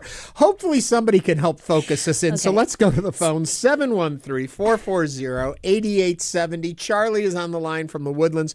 Charlie, help us with this one. Well, I'm an ex-officer in the military, and I think the whole thing is actually comical. We have a commander-in-chief that couldn't be accepted in the military because he's convicted sex offender and he's a convicted criminal and he's about 100 pounds overweight. And I think it's just a comical thing that they're coming down with this and he's our commander-in-chief. You left out the bone spurs. Oh, we could go on forever about this thing. I am offended by what happened at this meeting the other day, and I'm offended that he's our commander-in-chief. It's we didn't even start to talk about the things that Trump said. We've been focused on what Hegseth said, and then Trump had a bunch of interesting comments to make as well. And it's just, and I think you're with us on this, Charlie. It's like, it's comical, but it's also so serious. But because it's so outrageous, it's hard to even take a moment and look at the seriousness of it because we're so shocked by the outrageousness of it. Right. And I do want to mention that we do have 49 YouTube viewers, and you can see our actual physical reactions to this on YouTube. Well, and call me extreme here, but you wonder how far this is away from changing the way they march and perhaps changing the way they salute. We shall see. Charlie, thank you very much for calling and sharing your thoughts on this with us. And listen, if you thought that this was a phenomenal speech and that this is exactly what needs to be the precedent that needs to be set within our country, please join the conversation. 713-440-8870. Also, just to go to another point in all of this before we get into more comments, the president's comments on how people walk upstairs and that we have to pay attention to walking upstairs because, if you fall on the stairs, that's going to be with you forever. I mean, we had a president before who couldn't walk upstairs, but that... he rambled on and on about the most... that Obama knew how to take those stairs. I don't agree with him on most things. Talk about a fit he could president. Move up those stairs, and then he danced it. I think Obama's the fittest president that we've ever had. Oh, yeah. I mean, he really played a lot of basketball. He was very active. Watched what he ate. And he knew how to take the stairs, according to our current president. 713-440-8870. Linda from Southwest Houston. What are you thinking? Well, I had a chance to talk to your person who answered the phone, so I'm breathing a little more normally than I was at first. I thank you very much for airing this issue. I'm a military brat and am descended from several people that served their country and were honored for that in World War I and World War II. So naturally, I'm taking this a little bit personally. Sure. And the part that I'm taking personally is the contempt with which these military people were spoken to. These are commanders who have given their lives in service to this country, and they were treated as buffoons. They were just treated as they were there was no understanding of what's involved in service to this country. Mm-hmm. And in fact, I kind of feel like that's across the board in people that are engaged with nonprofits, that work for the government, that give to the service of this country continually with joy and dedication and an understanding that their lives are well lived. And so back to my word contempt, I'm just devastated that this is how our executive is conducting itself, and the arrogance, the absolute unmitigated arrogance of this is just shocking. All right, I need to go breathe. But thank you very much. Well, Linda, as you go to breathe, I just want to thank you for refocusing this conversation a bit. And in no way do we mean any disrespect to all of the brave individuals who serve our country and give their lives for this country. And so I think the absurdity of what we saw yesterday, and I don't think I'm wrong for using that word, really does just boggle the mind in some ways. And so, Linda, take a deep breath. If you need to, grab that paper bag and breathe into it. Hello Houston is here for you, Linda, but she brought up some excellent points. Well, it was an insult. If you're one of the people sitting in that audience who has made a career of the military, and now you're being told no more fat people in the military, and you've got to be clean shaven and no dudes in dress. And this is a really strong way to go about anything. It was an odd presentation, to say the least. It may bite him at the voting box, I'll tell you that. Well, the other part of it is that it was given as though it was a graduation address or speech in that. It's like a lecture. We're going to lecture you. But not even a lecture. It's like kind of a celebratory, hey, you guys made it through West Point or whatever, and here's the president to talk. But even for that, it would have been an awkward space. Right. 713-440-8870. Richard from Spring. Richard, welcome to Hello Houston. What is your comment or question? Yeah, hi, guys. Hi. Just real quick, I think that considering what might happen with China in the next few years, they're talking about Taiwan in 27. I think that it may be a good thing, and granted, I don't agree with how they did it, but to really say, hey, guys, we have got to really stiffen up and be more male, testosterone, whatever you want to call it, because things could go down really soon that are going to be really bad. And we may want to look tougher than we are. And Richard, I don't think anyone disagrees with the idea, or shouldn't disagree with the idea, that our commander-in-chief and our secretary of quote-unquote war can gather their troops, can gather their admirals and generals and have a talk to them about the direction they want the military to go. It's just the way it unfolded was just so strange. Don't you agree? That's the way Trump does things. Yeah.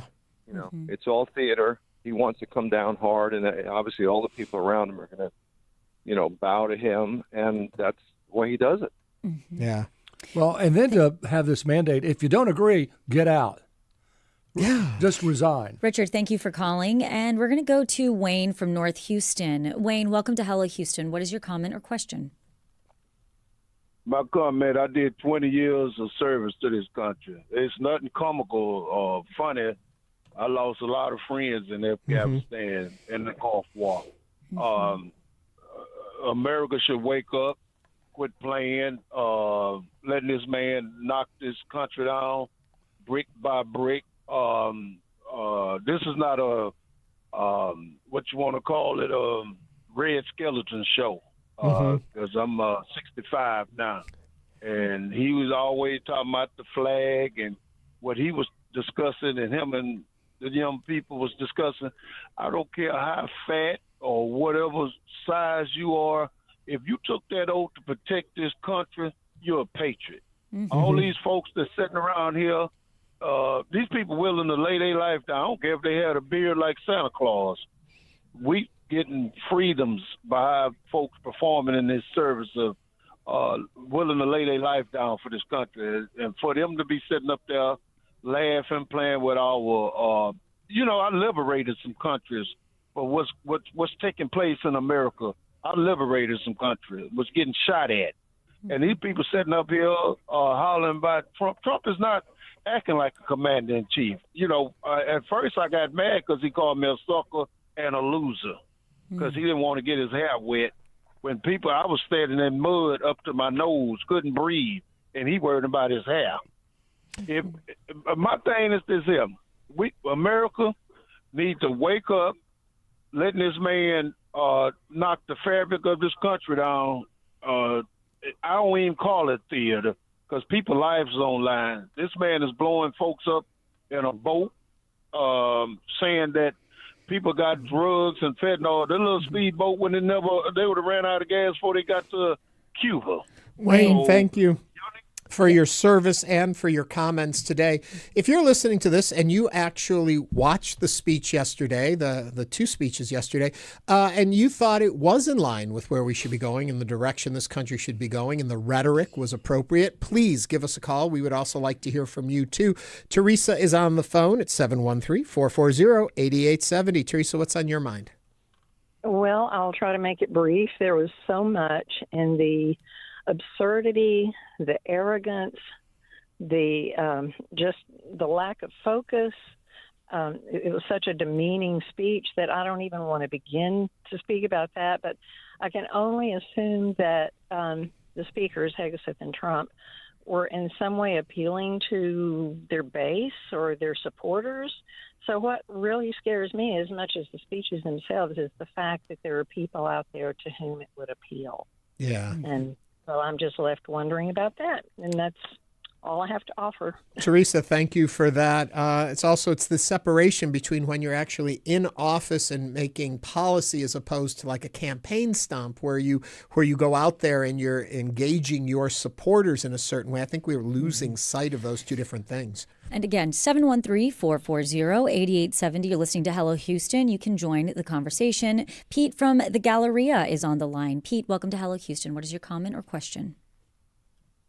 Hey, good afternoon, folks. Hi, Pete. I do have some comments, although I'll be honest enough to admit that I did not listen to the whole speech of either Hegseth or Trump. And honestly, I doubt if many of the previous callers did so. But I don't see any problem whatsoever in expecting every member of the military to be fit and to be physically capable of responding in an emergency. Even if you're not a frontline combat troop, you may find yourself in that situation.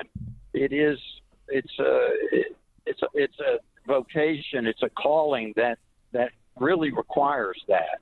Mm-hmm. And so I think it's, I think it was Frank that said, in essence, that God makes us, has designed us to grow fat as we get old. I don't think that that's necessarily true. I think that it's a first world problem that we have, where we have so many calories available to us and so much relative leisure compared to folks who really do struggle in this life. Mm-hmm. So that's what I would have to say.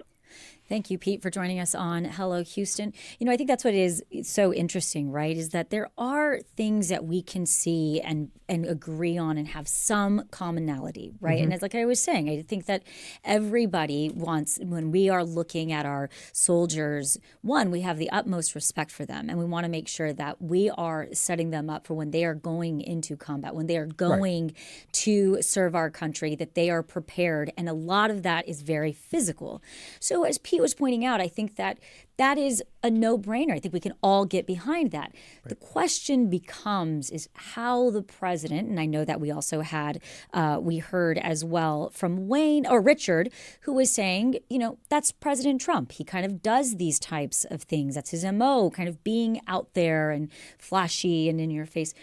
So it's that I think we need to find alignment on I think it was more how the message was delivered than saying, you know what, we need to reinforce and remember the physicality of being in the military and that we need to work toward that, as opposed to no more fat people. There's a tact missing here. And also, if you're a general in an office, do you need to have a 32-inch waist? Probably not.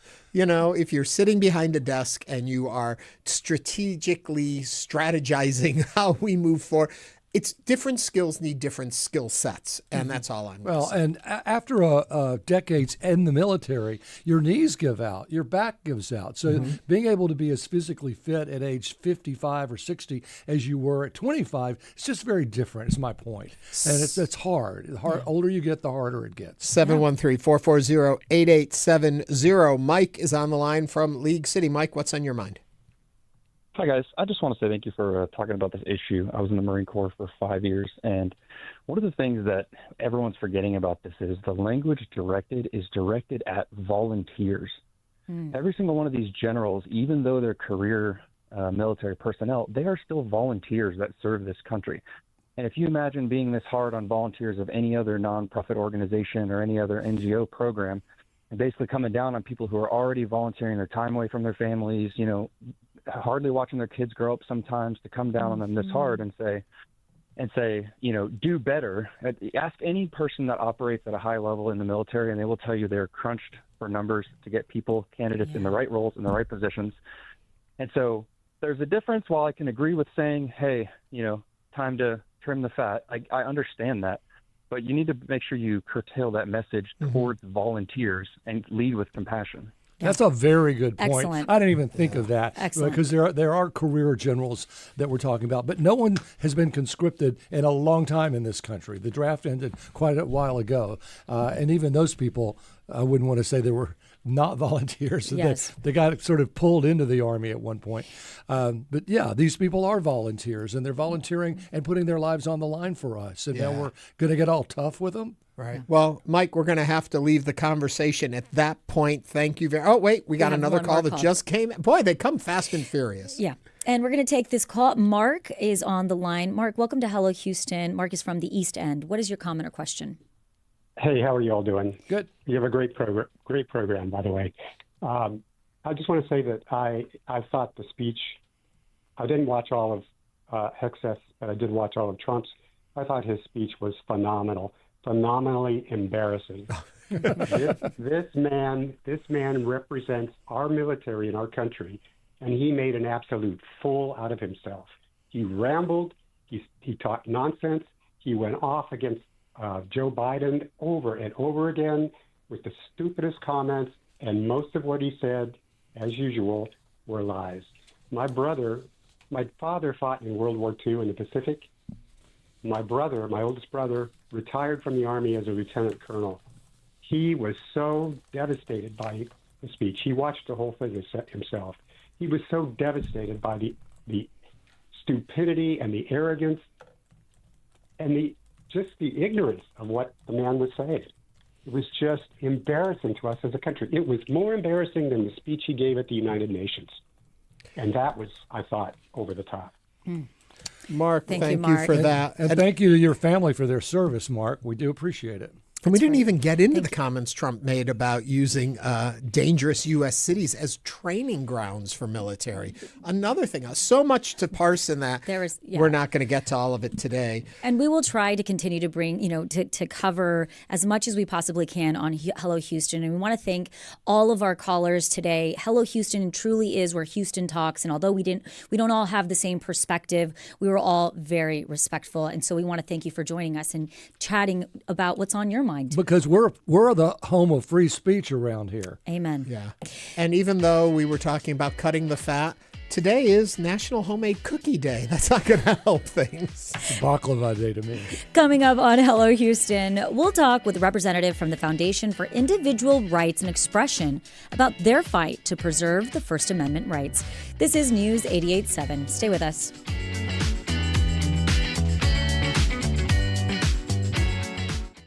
Hello, I'm Josh Adams, General Manager of Houston Public Media. This station just lost $2.2 million in federal support annually. To keep our station strong, we've launched the Resiliency Fund, powered by community members just like you.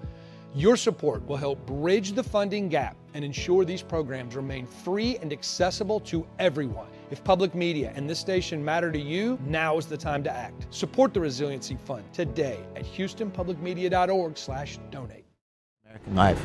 Okay, so you're on a subway car, and onto the car comes a guy wearing no pants. A couple stops later, somebody else gets on, also no pants.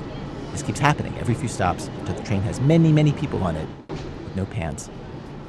Then somebody comes barreling through the car, selling pants. Mind games this week. Stand clear of the closing doors, please.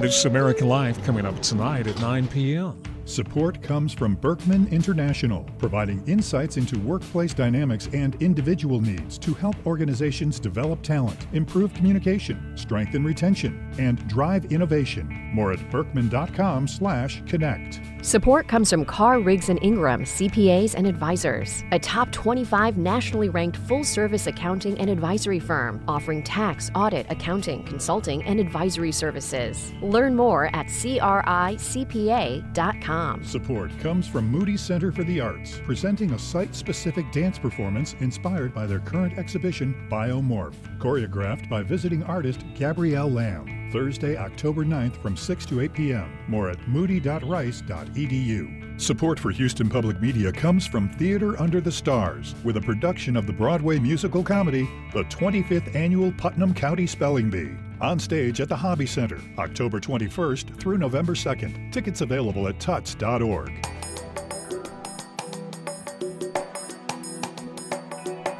And now back to Hello Houston. To comment on any of today's topics, call 713-440-8870 or email us at talk@hellohouston.org.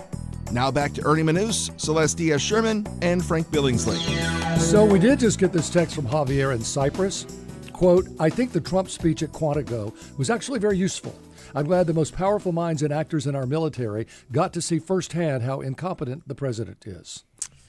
A lot of people, a lot of points of view. Well, it takes us into our next guest, too. There's a new law in Texas drawing a lot of attention, both nationally and statewide. Senate Bill 2972, now in effect, restricts student speech on public university campuses between 10 p.m. and 8 a.m. and bans a wide range of expressive activities during finals week.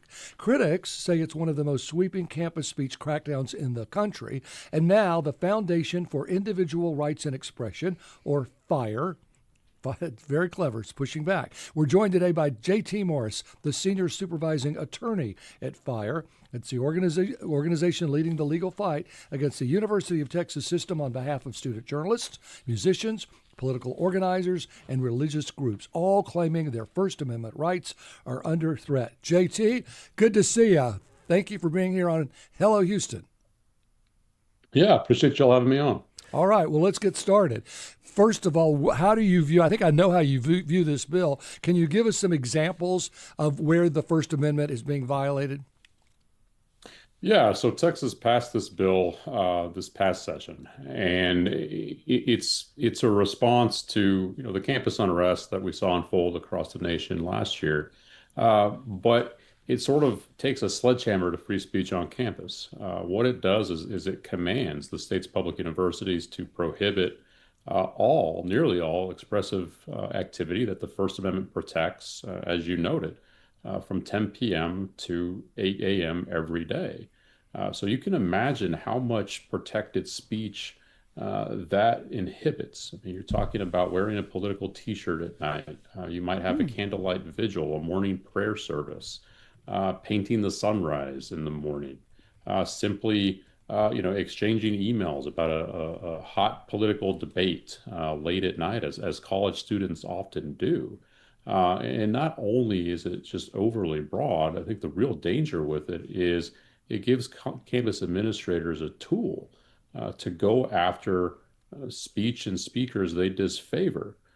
You can imagine, right, somebody with an unpopular view or an unpopular group on campus post something on social media late at night, and now the administration has cover to discipline them and try to silence them under the pain of that discipline.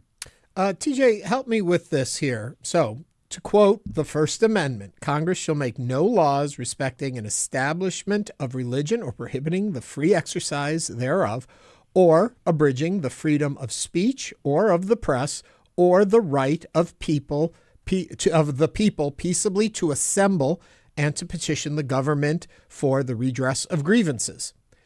Sounds like everything in this bill is direct opposition to what the First Amendment says. My only place of question then is it's saying Congress shall not do this, but it's not saying statewide legislatures can't do it. Is that where the battle comes? Yeah, not at all. Almost over 100 years ago, the Supreme Court made clear that the First Amendment also applies against the states. You think about back to the days of Reconstruction, in the wake of the Civil War, when Congress and the people ratified the 14th Amendment, essentially saying, look, those principles and those rights that are enshrined in the Bill of Rights, we're also going to make sure that the states abide by those, and that those rights in the First Amendment limit the power of state officials and local officials too, to silence people and censor people. And that includes students and faculty and members of the public who express themselves at Texas's public universities and colleges. Well, but JT, then, so how can they defend this if, in fact, now it applies to state legislatures? I can't see any wiggle room in what they're saying compared to what the First Amendment says. Sure. The adage is, First Amendment rights aren't absolute, and that's generally true, right? The government, has the authority on occasion to limit protected speech, but they have a heavy burden to do so, and they always have to justify it. The problem for Texas here is they've imposed a sweeping ban on protected speech at college campuses. Certainly, the government might have an interest in ensuring that sleeping students and studying students aren't substantially disrupted. They certainly have an interest in maintaining campus safety. But banning all speech 10 hours a day does not meet the government's burden to justify that such a sweeping prohibition on speech. Generally, when we're talking about the government's burden in that circumstance, they have to do so in a narrowly tailored means, meaning they cannot burden any more speech than necessary to advance that interest. But here you have the government, the Texas legislature, telling state universities, you have to ban all this speech for 10 hours a day. You cannot allow students to have invited speakers come to speak on campus for over 98 days a year. That's not a minimal burden on speech. It's a massive burden on speech. And Texas simply can't meet its justification and its heavy burden to pass constitutional muster with this law. So, JT, why did Texas legislatures and why do Texas legislatures feel the need for SB 2972? What was happening where they said this is something that we absolutely need to make sure is implemented? Well, if you look at some of the statements from the bill's sponsor, some of its supporters, some of the House and Senate committee reports, this was a response to the campus protests we saw sort of across the nation in the spring of 2024. I think we all remember what happened at UT Austin. There was by all accounts, a peaceful protest, and then you had SWAT team members and police on a horseback come, and it just evolved into a bad situation. UT Dallas had some heated protests too, and of course, we know what happened at institutions like Columbia and UCLA. There was issues of encampments and occupying buildings. And so Texas's response, if you buy what they said in some of these House committee reports and statements from the bill sponsor, was to pass this bill. But again, this bill doesn't target just things like encampments or vandalism or assaulting people during protests. It covers core protected First Amendment speech, right? Political speech, religious speech, artistic expression, student journalism. One of our clients in this lawsuit is a student-run newspaper at the University of Texas at Dallas. And if you think about most student journalists, they're working at midnight. They're working early in the morning. This law essentially prevents them from doing their job and gathering news and reporting news on campus. So, JT, let me ask you this. Where are you in the legal battle? Have you guys filed suit? Are you moving to stop now that this is a law, what's next for you guys to fight the law? Sure. So we filed suit early in September, and actually we have a hearing on our motion for preliminary injunction tomorrow afternoon.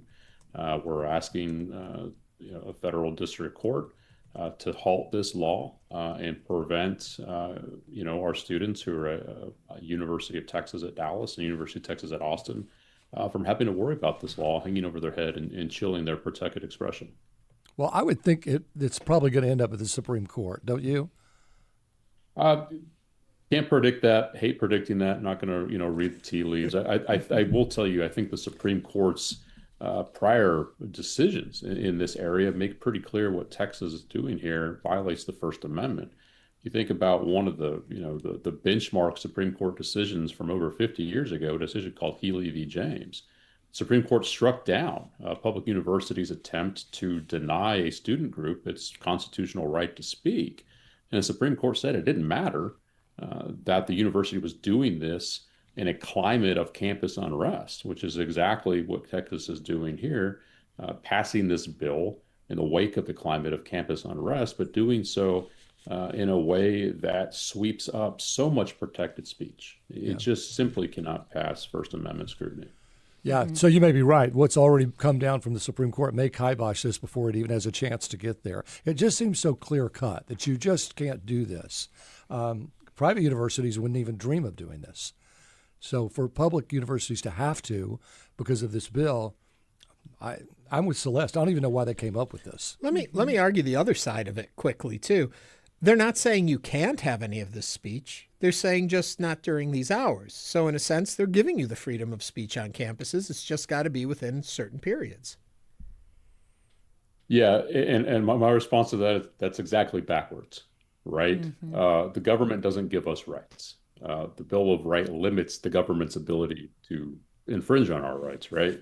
That's what the Bill of Rights is. We all have the freedom of expression. We all have the freedom of religion to peacefully assemble to petition the government. So the government, again, the government doesn't give us rights. Texas just can't say, well, we're going to hand you the ability to speak freely. Again, the burden is always on the government to justify any sort of censorship or restriction to speech. And this simply doesn't pass that test. Well, your acronym is FIRE. It sounds like you're in a burning issue on this one. Oh, Frank. Good luck. JT Morris is the Senior Supervising Attorney at FIRE. JT, thank you for joining us today on Hello Houston. Yeah, thanks for having me. Coming up, we're going to talk to the owners of Doña Maria. Stay with us as Hello Houston continues.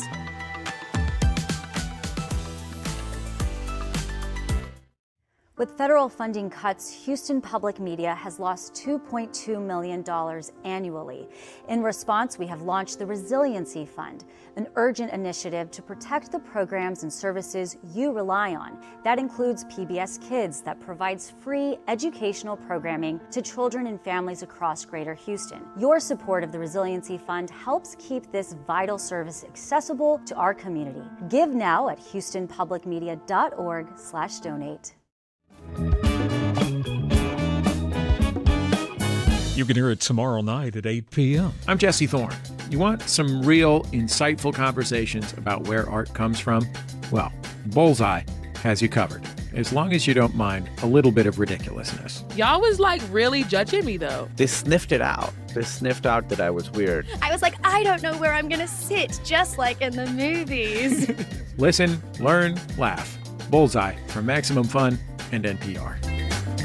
Bullseye, Thursdays at 9 p.m. on News 88.7. Support for Houston Public Media comes from Avenue 360 Health and Wellness, connecting Houston residents with primary care, behavioral health, dental, and pharmacy services. A community health center in multiple neighborhoods. Online at avenue360.org. Support comes from the Welcome Group and Welcome Wilson Jr., President and CEO, with over 9 million square feet of manufacturing and industrial facilities in over 130 locations in Texas and the Southeast. More at welcomegroup.com. Support for Houston Public Media comes from Live Nation, presenting Ludovico Einaudi, Italian pianist and composer for the Summer Portraits Tour, October 12th at Smart Financial Center. Tickets at livenation.com. Support for Houston Public Media comes from listeners like you and from Baylor College of Medicine. Through research and innovation, Baylor continues to redefine what's possible in healthcare and medical discovery. And now back to Hello Houston. Call now, 713-440-8870, or email us at talk@hellohouston.org to get your comment in on today's topics.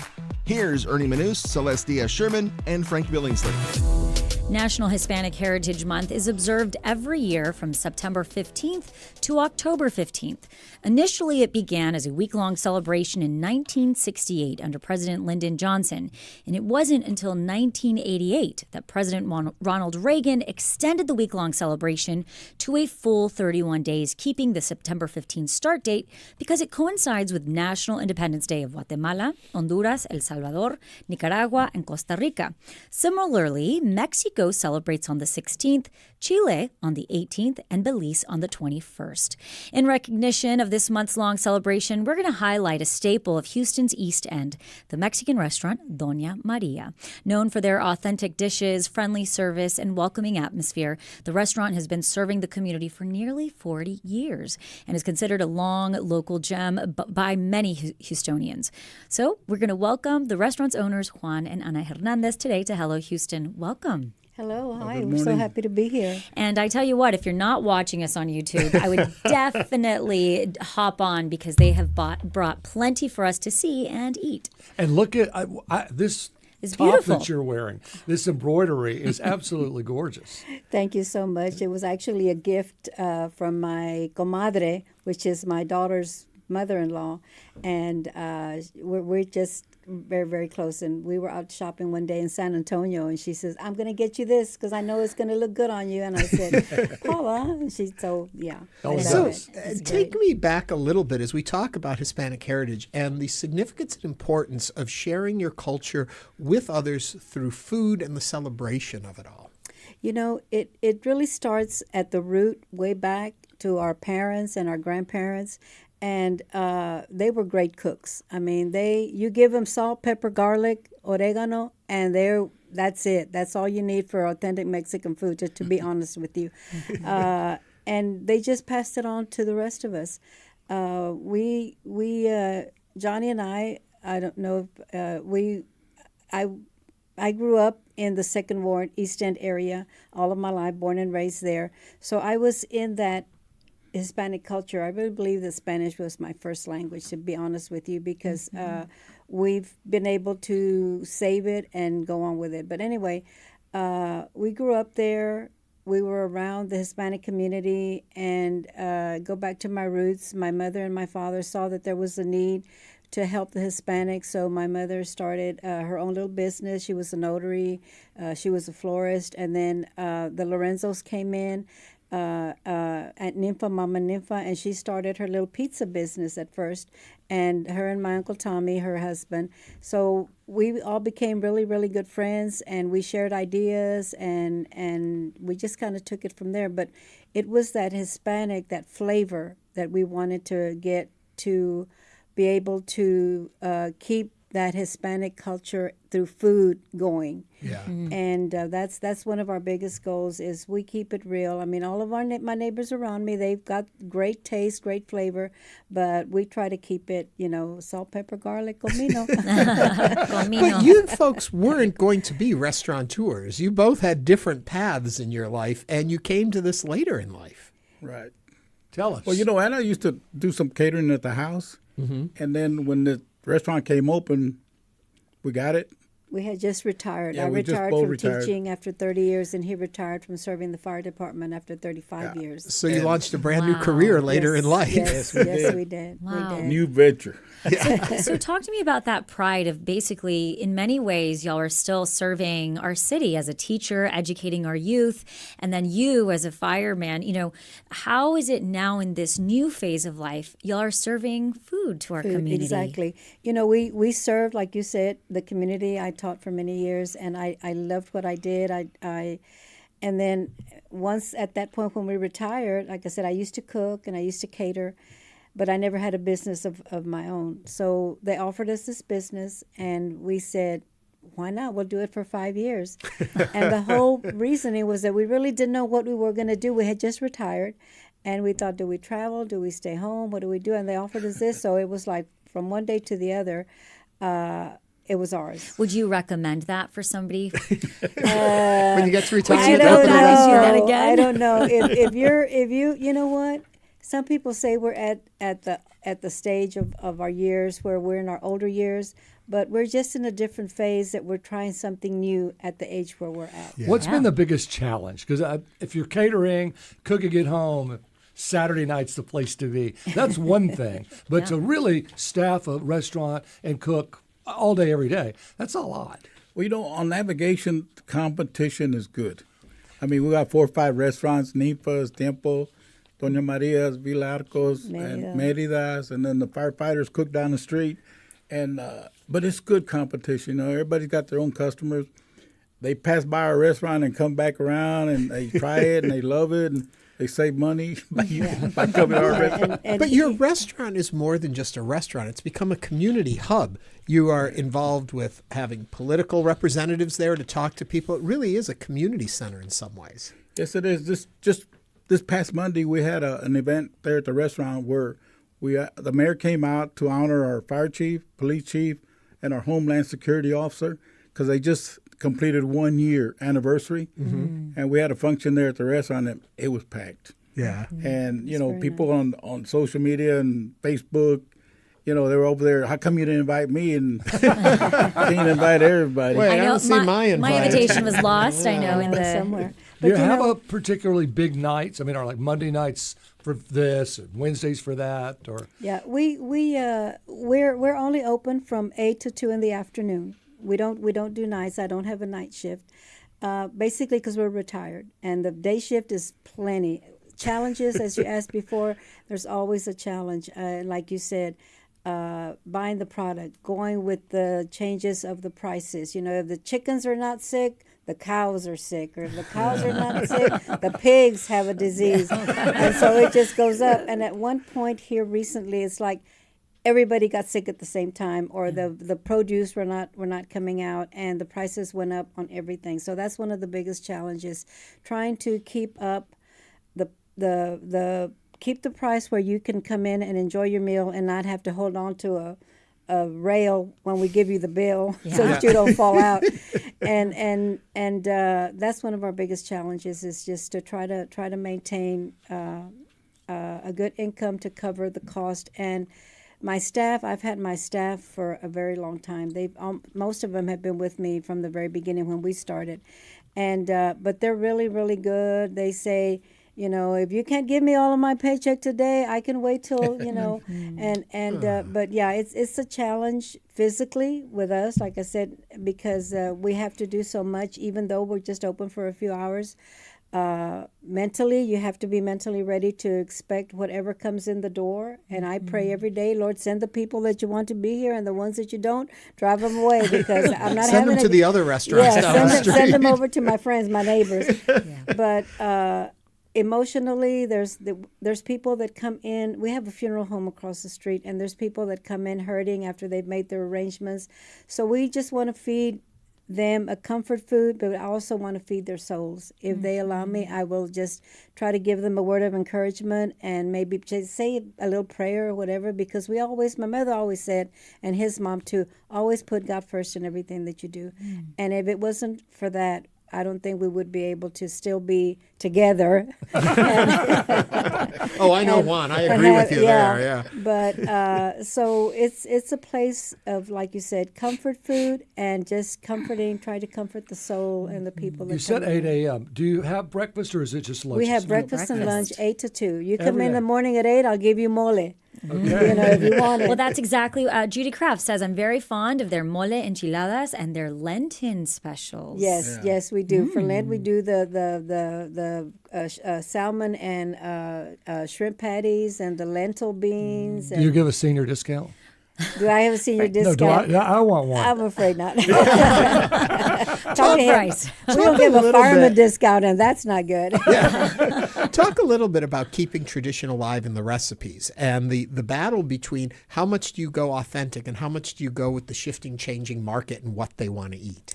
We try to stay the same. Mm-hmm. I could tell you, I could try rosemary and thyme and all this other stuff, but to me, that's not how I was brought up or how he was brought up or how some people in our community, that we want to share the real real culture of our food. So we try to keep it pretty much authentic. Yeah. We don't try to go with the changes too much. We might add, like we added the puffy tacos that we didn't start with, and it's just something that really came out of San Antonio, and people from San Antonio come in and say, y'all have puffy tacos? We're the things, the leaders of the heroes of whatever of puffy tacos, and then they taste them and they say, "Oh my God, these are delicious." So yeah, we'll try to bring in a few things every now and then, but not really dramatic. Dramatic. Keeping the culture alive. Keeping the culture alive. Yes. Juan and Anna Hernandez are the owners of the Houston area Mexican restaurant Doña Maria. Juan, or Johnny, and Anna, thank you both for joining us today on Hello Houston. Thank you for Happy Heritage Month. Thank Yay. you. Yay. Bravo. Salud. And Vengan a Doña Maria al segundo barrio. Come and join us. And Thank you so much. And that brings us to the end of our show. We want to thank you for watching and listening to Hello Houston. We'll be back tomorrow with more conversation. This is News 88.7. Thanks for listening to Hello Houston. Join us every Monday through Friday from 11 a.m. to 1 p.m. to talk all things Houston. The Hello Houston production team includes Garrett Bowman, William Menjivar, Jen Altide, Todd Holslander, and Jim Kovacic. For the latest in local news, subscribe to the Hello Houston daily newsletter at HoustonPublicMedia.org. Hello Houston is a production of Houston Public Media. The opinions expressed by the guests of this program are solely their own and do not represent the views of management, staff, or underwriters of Houston Public Media. This is News 88.7. Discover what inspires some of the world's most creative people. Getting to know my culture has helped me understand that there is an importance in the past and our traditions. The Arts Hour is your week